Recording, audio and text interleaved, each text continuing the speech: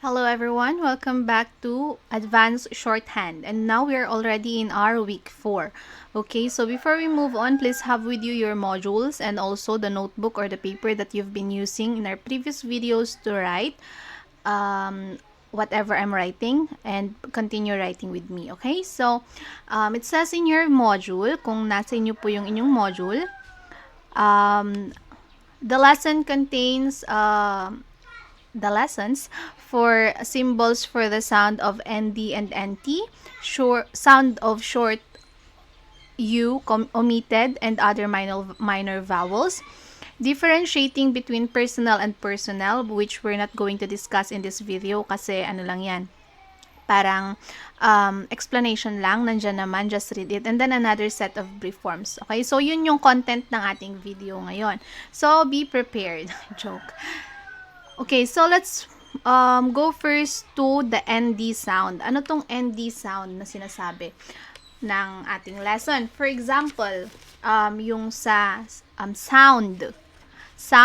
Yung end ng sound. Yung end ng ating sound. There, you have the ND sound, right? So, yan yun. Yan yung sinasabi nila na ND sound. So, ND and NT have the same stroke, which is a combination of the stroke for N and the stroke for T, which is yung ating N ay ang sleeping line na short, and then yung ating T is a slanting line na short. Okay, so kapag ka pinagdugtong mo yan, ang magiging kumbaga stroke niyan, ganyan. Pero since it is intended for the ND sound, kaya ginawan siya ng ibang stroke or ng unique na stroke, kaya ginawa siyang NT blend. Okay? So ngayon, ang magiging stroke, magiging blend, at tulad nung mga previous blends natin, wala dapat siyang edge. Okay? Wala siyang corner. Or hindi mo makikita yung meeting point ng dalawang stroke. So, magiging curve line siya, parang under TH. Okay, so yung ND natin, ND sound, ang magiging stroke is yung ating under TH. Okay, so medyo marami-rami nang gamit yung under TH natin. Paano na naman natin makikita or paano na naman natin masasabing ito yung gamit or ito yung ginamit? Parang dun sa you need analysis ulit, okay? I-analyze mo. For example, yung sound. Paano mo alam na, di ba kasi nga yung ND and NT have the same stroke? Alangan naman na sabihin mo na this is sound. Right? So, it's sound. Okay, so, or, meron sonnet. Sonnet or sonnet, right? So, madali lang. Hindi kayo malilito dito when you read the your shorthand and you're gonna transcribe it to longhand. Hindi kayo mahihirapan na mag-distinguish kung anong sound or anong word yon, what word fits into that sentence. Kasi nga, di ba, may common sense po tayo. I do believe na may common sense tayo, and makikita ninyo kung tama ba na itong word na ito ang gamitin sa sentence, appropriate ba, does it make sense yung sentence kung itong word na to ang gagamitin. Okay, so hindi kayo malilito doon. Okay, so now let's move on to our group of words for the first NT sound. NT sound muna tayo. Okay, so linawin ko lang, yung ND and NT have the same stroke, and that is the blending of the N and T strokes. Okay, so ayan. First set, we have the ND sound. Hindi pala NT, it's the ND sound. Okay. So, ayan. Sound. When you say sound, ano ang sound na lumalabas when you say sound? We have sound, s, ow, and then we have the ND. So, paano siya i-stroke? We have S, and then we have the ow sound, and then we have the ND. sound. Next, found. We have the F, and then we have the ow, and then we have the ND sound. Found. Habaan natin to. Okay, and then we have signed. SAS, S-I-N-D, signed. Assigned, we have A-S-I-N-D.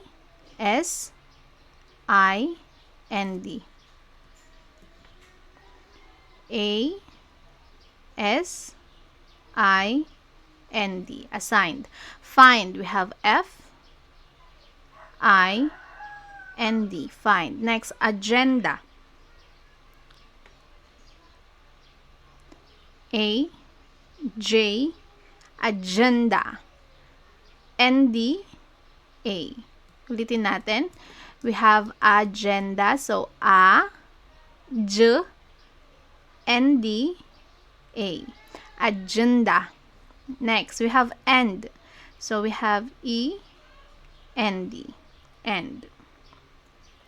Next, we have planned. We have P-L-A-N-D. Ulitin natin. We have P-L-A-N-D. P-L-A-N-D.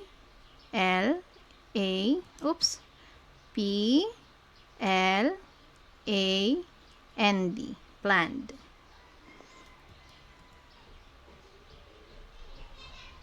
Okay, next we have trained. We have T-R-A-N-D. Ulitin natin. Bakit to? Sulit lang. We have masyadong mahaba. T-R-A-N-D. Trained. Next, kind. We have K-I-N-D. Kind. Ulitin natin. K-I-N-D.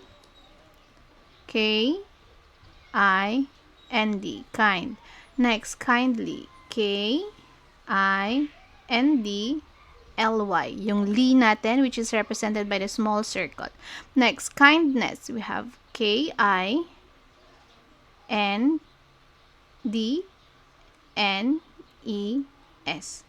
Kindness. Next, grand. G-R-A-N-D. Grand. Friend. We have the FR blend. Ulitin natin. FR blend. E-N-D. Friend. Friendly. FR blend. E-N-D-L-Y. Mind. M-I-N-D. Mind. Remind. R-E-M-I-N-D. Remind. Next, spend. S-P-E-N-D. Spend. Oops. Sorry. That's wrong. S-P-E-N-D. Spend. Okay, so that's how, meron pa pala tayo dito. Trained. T-R-A-N-D. Trained. Okay, so that's all for our ND words. So, kung may mga hindi kayo naintindihan or hindi kayo nasundan kung paano i-stroke, backward na lang po ninyo and then ulitin ninyo hanggang sa makuha ninyo, okay? So, as for me, I'm going to move on to our next set of words, which are the NT sounds or words with NT sounds.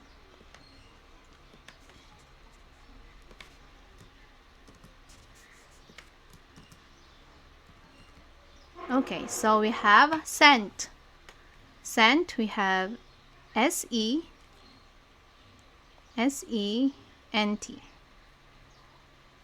Ulitin natin, we have S-E-N-T. Print, we have P-R-E-N-T. Print. Ulitin natin, P-R-E-N-T.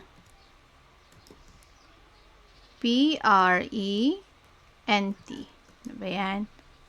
N-T. Next, printer. P-R-E-N-T-R. P-R-E-N-T. P-R-E-N-T-R. Next, we have rental. So, we have R-E, R-E-N-T-L, rental, rental. Current, we have current. Ulit natin, current, current. Okay, kung titignan ninyo, wala tayong U dun sa k, kasi nga yung sound ng k is represented by the K stroke, kaya wala siyang vowel. It already has the k sound, which is what you hear when you say current. It's current, hindi naman current, okay? Kaya siya walang K. We omitted the U there. So it's k, the sound of k, which is represented by our, ayan, yung K. Next, we have currently. So, parehas na current and then ly. Yan. Next, apparently. Rent. I'm sorry.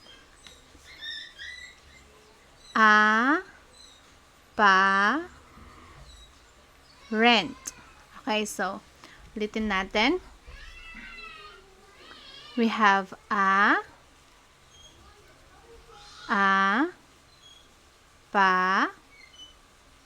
rent. Yan. A-P-A-R-E-N-T. Next, account.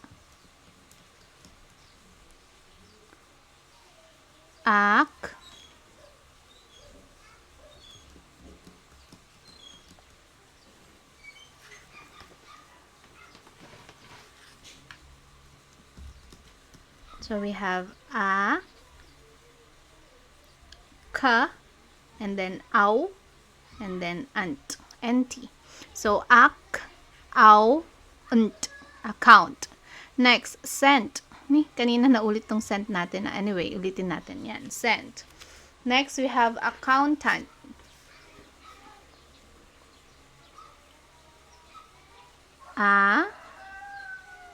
Count. Medyo naglololo ko na naman tong ating pen.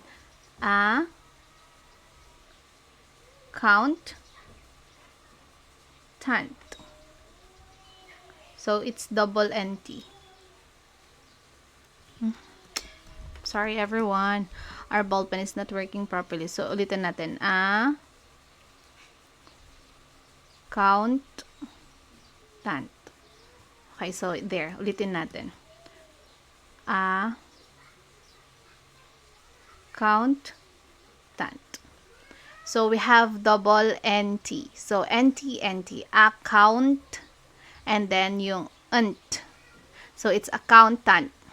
Ganyan yung stroke ni accountant. Next, we have amount. A-M-A-U-T. Amount. We have and then m, and then ow, and then nt. Amount. Agent. Agent. Yan. Agent. Agent. Next, spent. S-P-E-N-T. Spent. Ulitin natin. S-P-E-N-T. Spent. Next, into. Int, yung int. And then to. Ulit natin. Int, to. Int, to. Next, entire. Ent, I-R. Ulit. Ent, entire. Entirely. Entirely. Accountant. Accountant.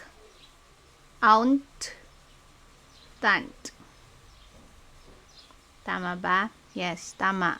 Ay, naulit na lang yon. And then, yung amount natin, ulitin natin. A-M-A-U-N-T. Amount. Okay, so there. Bakit hindi natin nagawa yung account dito? Account. Account. There. Okay, so these are the words that has NT sounds. Ayan, inuulit ko, kung may mga hindi kayo nakuha or nasundan na strokes, please go back and try it again hanggang sa makuha ninyo. Okay? Kasi usually yung mga activities ninyo, nandito yung mga words dun sa activity ninyo. Okay? So, all you need to do is copy. But how can you copy if you did not understand how to write it down, right? So, ayan. Ulitin ninyo kung may hindi kayo nakuha and then gawin ulit ninyo hanggang sa makuha ninyo ng tama. Okay, so now let's move on to our another part of our lesson. Yung mga omitted, omitted sounds. Yung mga, yung mga, ganun. Yung mga tinatanggal na sound. Short o omitted before N and M. For example, ayan yung ating sum. So, omitted meaning tinatanggal. Bakit sila tinatanggal? Kasi you can make the sound or you did not hear them pronounce it, yung vowels. That's why, tulad ng sum. Maybe, ganon, yung ginawa nila. Pero anyway, basta yung mga, yung mga sound na sinusundan ng N and M strokes, tinatanggal yon. Okay? So, for example, yung sum, okay, we have O here and it's followed by M. That's why you're going to omit this. And also, omit the E there because we do not say same, right? We do not pronounce the E. So, anong matitira? It's just S and M. So, ang stroke natin is M. Summer. So, same is true with this. A is followed by M. So, we have, and you do not pronounce E, summer. You do not say summer, it's summer. So, it's M and R only. So, we omit A, and then we omit E. So, what we have is the S, the sound of M, and the R. So, summer is stroked as S, M, R. Okay, next is fun. Fun. So, fun, we have A here and it's followed by an N. I'm sorry. So, ano na lang yung natira pag inumit natin? We have S, F, and N. So, F, N. Fun. Done. A is followed by N. So, we omit that A and we omit the E since it has no sound. So, what is left is the D and N. So, we have done. Next, lunch. So, the same, lunch, run, begun, begun. Okay, yung gun, inumit yung O, and then refund. So, we have R, F, and D. Ulitin natin, we have R, F, and D. Ma'am, nasan po yung E? Meron namang re doon, re.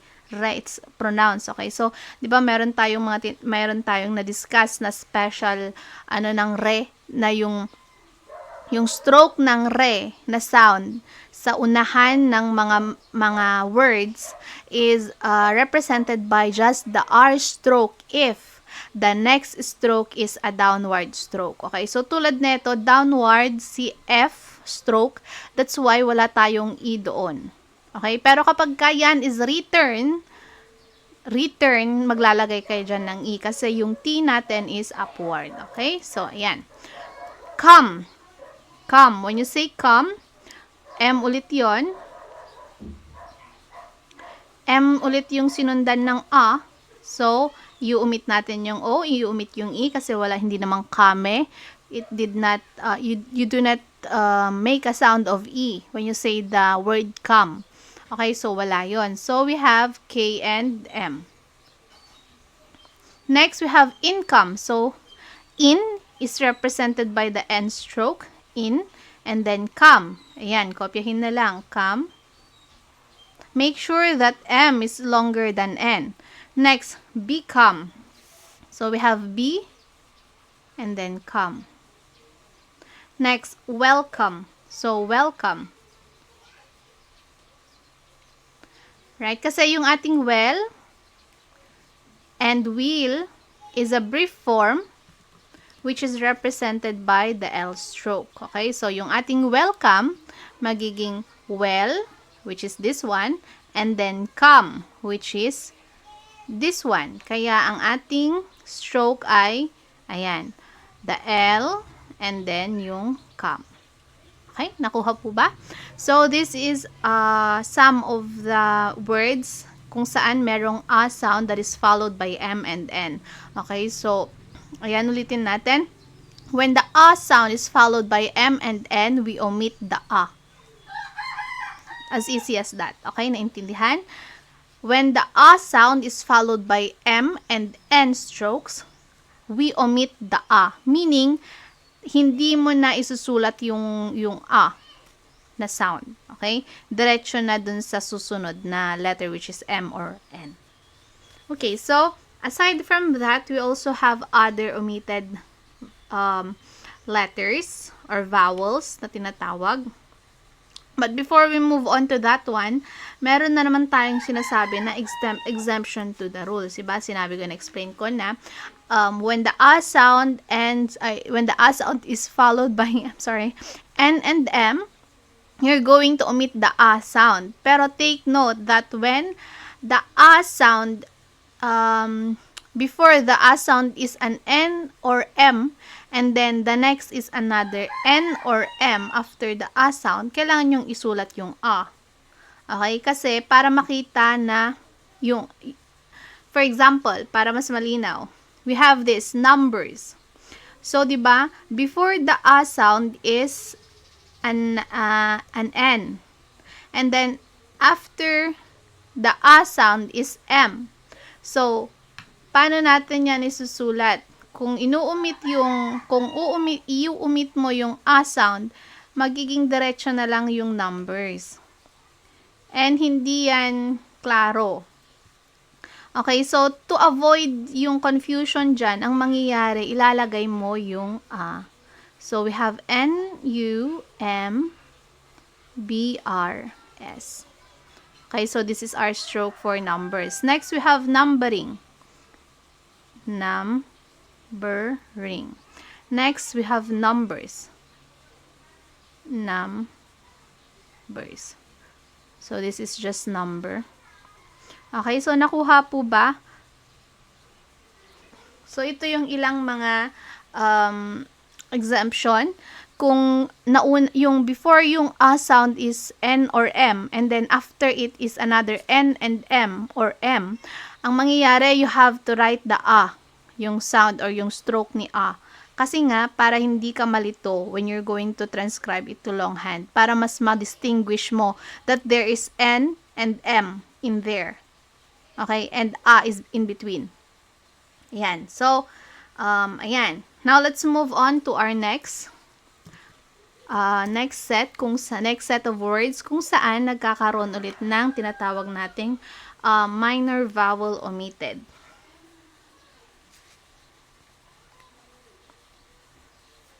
Okay, so meron tayo ulit yung a na ang sinusundan is yung mga pababang stroke. Yung mga downward strokes natin. Ngayon, you have to omit it again. Just much. For example, much. And CH is a downward stroke, right? Ganyan. So, ang mangyayari, yung magiging stroke ni much ay ganito na lang. Tinanggal yung a. And then, such.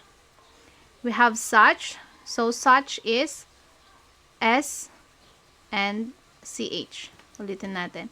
S and CH. Such. Next, touch. T-J.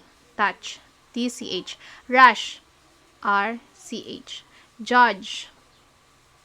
So, si judge, diretso na lang. J. Judge. Kasi judge. J, D, J. So, J, E, J. Judge. Right? So, diretso na lang. Dalawang JJ na lang yan. Next, we have budget. Budget. Okay, let B-J-T. Budget. Okay? So, ayan. And then, hindi po dyan nagtatapos. We still have another set. ng other na na omitted.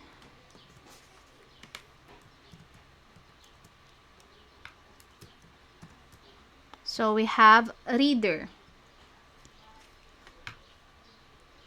Reader. Ano yung i-omit natin dyan? Yung dun sa d and a. Kasi 'di ba sinasabi nga na minor vowels. Ano ba yung ibig sabihin when you say minor vowels? You do not pronounce it. Tulad ng reader. D and r 'yon. Hindi der na der. Wala siyang e. So therefore, since it's a minor vowel, you omit it. Kasi with d and r together, you can already make the dr sound, right? So hindi mo na kailangan yun dun nung e. And yung number 1 rule natin in shorthand writing is to write what you hear. And then der is considered or can be made from the sound of just D and R. Kaya tinanggal. That's what they call minor vowels. Yung hindi mo siya pronounce when saying or when pronouncing the word. Wala kang sound na ginagawa with that vowel. Okay? So, let's try. We have a reader. So, we have re and then D and R. Next, we have writer. So, write, tr. Final, final. It's not final, it's final. So, we have F. We have F-I-N-L. Final. We have total. Total. So, it's T-L. Not total, it's total. So, we have it's T-O. It's T-O. T-O-T-L. Total. Delay. So, yung ating delay, it's not delay, it's delay. So, we have D-L-A. Delay. Next, reason. Reason. So, reason. It's son, not son. It's reason. It's reason. So, we have R. And then, since the next stroke is downward, yung S is a downward stroke. Therefore, we do not put E dun sa re. So, it's just R. And then, S, and then N. Reason. Okay? So, malinaw po ba? Ngayon, kung may mga hindi kayo ulit nasundan sa ating mga strokes, please go back and try to do it again. Next.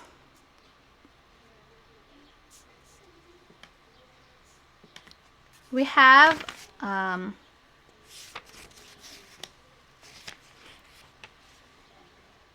person. Ayan. Continuation ng ating omitted sounds.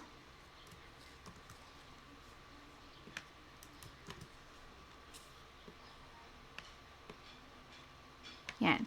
We have person. Person. Per. We do not say per. It's per.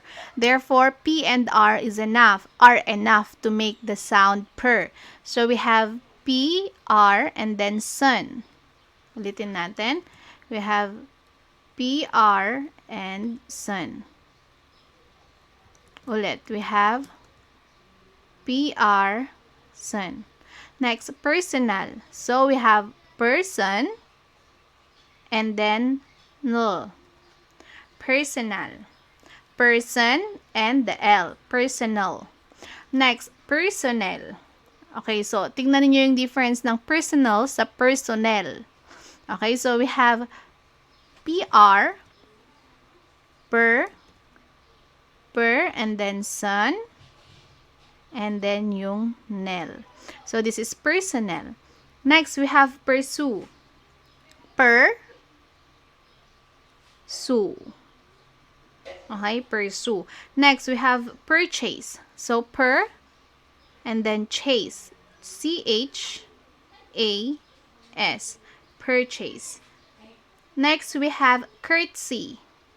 So, it's not courtesy. It's not courtesy. You do not say courtesy. It's courtesy. So, K-R-T-S-E.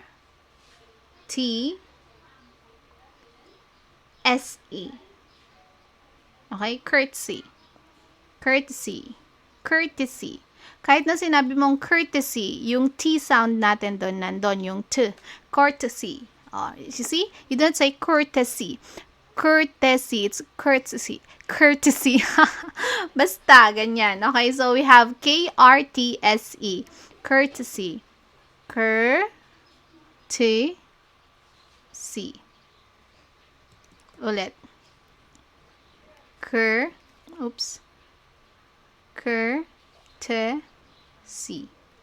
Courtesy.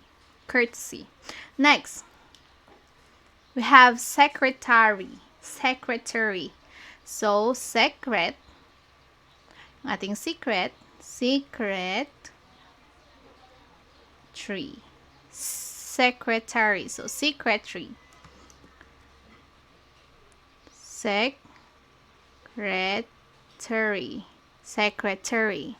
Secretary. Next, display. Hindi naman siya display, it's display. Display. Next, disturb. Disturb.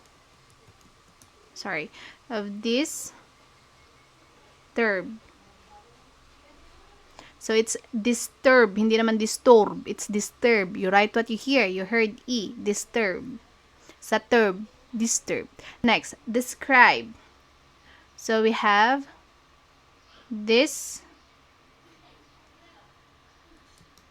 Litin natin. So, we have this and then cribe. I'm sorry, mali. Describe. Okay, so we have this D-S-C-R-I-B.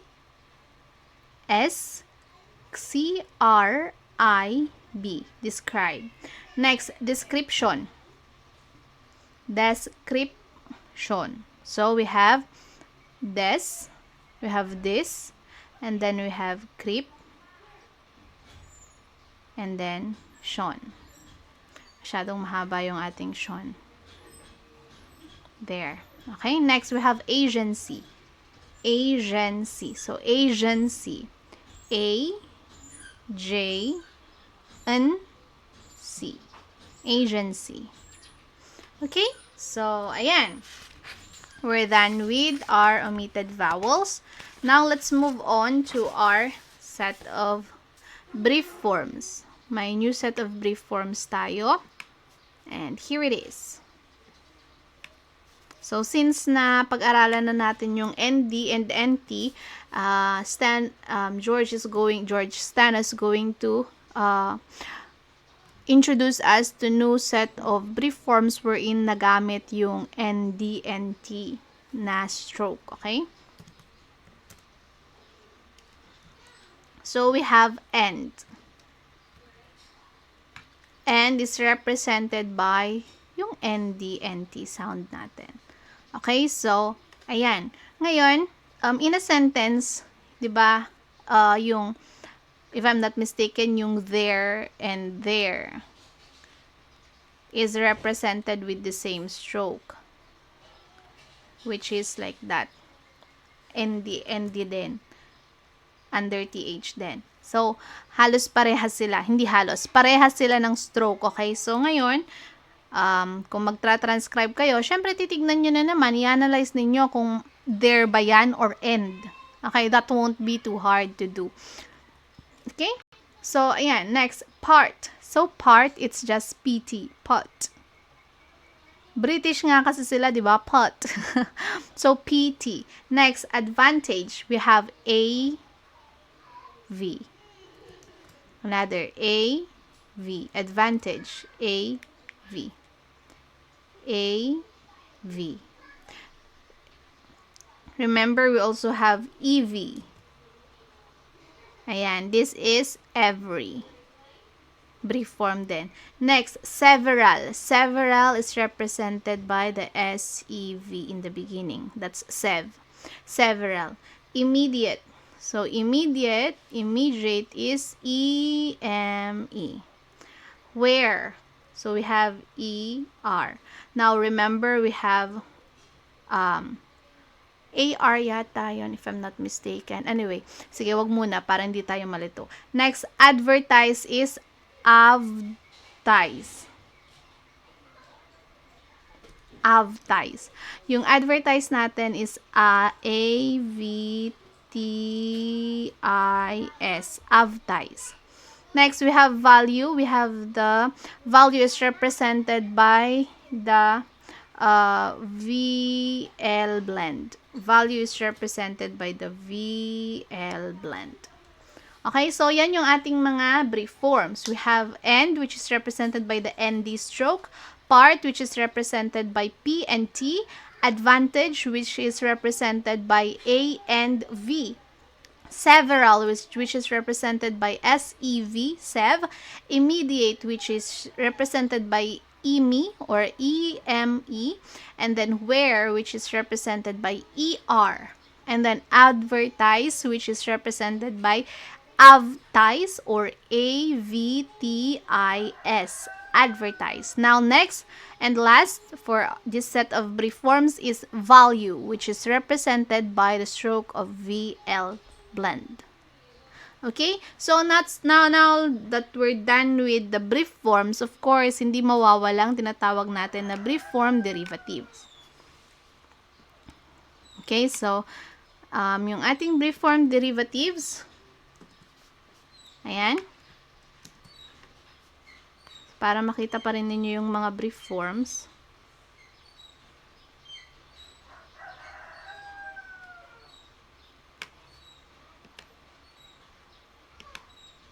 Okay. So we have party or partly. So yung ating part na PT, we have PT and then yung li. Okay, next partner. So partner. I'm sorry, wala pala siyang E. So, partner. Ulitin natin. Partner. Next, depart. So, D and then yung ating part. Advantages. So, we have advantage and then S. Advantages. Ulitin natin. A, V, S. Advantages. Now, these advantages. So, we have this and then advantages. Ulitin natin. This advantages. This and A and V. These advantages. Okay? Next, we have immediately. So, immediate. Yan. And then li. Values. We have value and S. Values. Next, advertising. So, we have advertise and ing. Next is advertises. Advertises. So, double S yon. Okay? Okay, so, that is it, everyone, for this video. Yan. And let's see kung ano naman yung inyong mga activities. So, in your activity, okay, so wala kayong ano dito, wala tayong walang voice clip recording. Okay, so madali na lang yan. You just transcribe it and that's all.